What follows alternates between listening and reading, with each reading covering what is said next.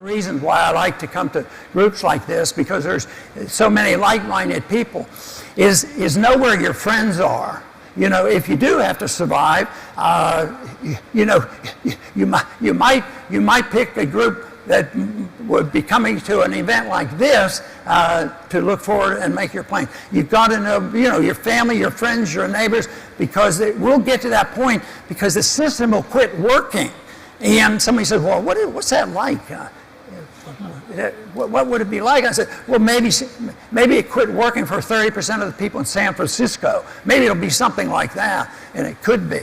But it doesn't have to be, because I think the answer to all this comes in the principled cause of liberty, personal liberty. Where does the liberty come from? It comes to us in a natural, God-given way, and we have a right to our lives, and we should have an absolute right to the fruits of our labor, and we should not be told how we should live our lives.